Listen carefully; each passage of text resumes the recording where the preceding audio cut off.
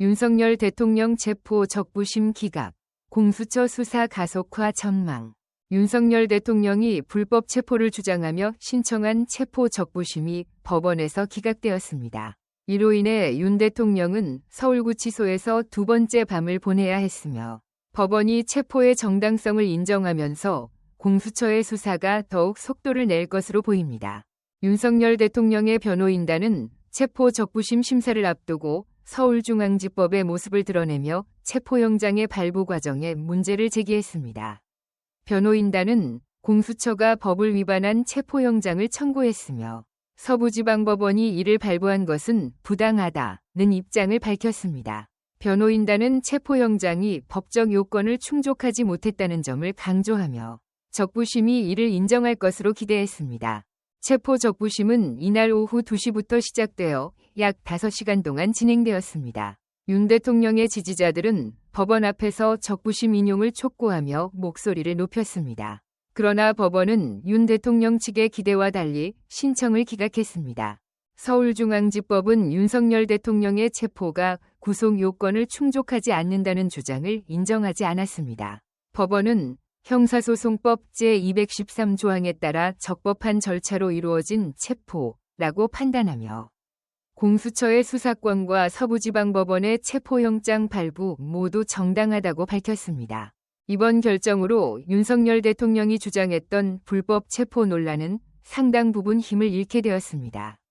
공수처 수사를 거부하기 위해 내세운 관할권 위반 주장은 법적 근거를 인정받지 못했으며 이에 따라 공수처는 수사에 더욱 속도를 낼 수 있는 환경을 갖추게 되었습니다. 법원의 결정에 대해 윤석열 대통령 측은 불법이 계속 용인되고 있다며 강한 유감을 표명했습니다.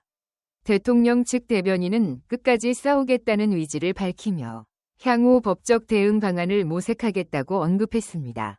한편 이번 사건은 윤석열 대통령의 정치적 위상과 관련된 중대한 시점에서 발생했습니다. 체포 적부심이 기각되면서 그의 정치적 입지가 약화될 가능성이 커졌으며 공수처의 수사는 이에 대한 새로운 국면을 맞이할 것으로 보입니다. 법적 공방이 길어질수록 윤 대통령을 둘러싼 정치적 갈등이 더욱 심화될 가능성이 큽니다. 공수처의 수사 과정에서도 앞으로 많은 주목을 받을 것으로 예상됩니다. 체포 영장의 정당성을 인정받은 만큼 공수처는 이번 사건과 관련된 주요 증거를 확보하기 위해 더욱 집중적인 수사를 진행할 것으로 보입니다. 법원의 이번 결정은 공수처의 권한을 강화하고 수사의 정당성을 확보하는 데 중요한 계기가 될 것입니다. 윤 대통령의 지지자들은 여전히 그를 지지하며 법원의 결정을 비판하고 있습니다. 그러나 이번 체포 적부심 기각은 법적 논란을 어느 정도 종결짓고 공수처 수사의 정당성을 확인한 중요한 판결로 해석됩니다. 이번 사건은 한국 정치와 사법체계의 독립성에 대한 중요한 논의를 촉발할 것으로 보입니다. 법원의 판결이 공수처의 수사를 뒷받침하면서 정치적 논란과 사법적 논란이 얽히는 상황에서 공정성과 투명성이 더욱 강조될 필요가 있다. 이번 사건과 관련된 추후 진행 상황을 지속적으로 보도할 예정입니다. 시청자 여러분은 매일 아침 7시 반 데일리 코리아 뉴스 채널을 통해 가장 빠르고 정확한 정보를 확인하실 수 있습니다.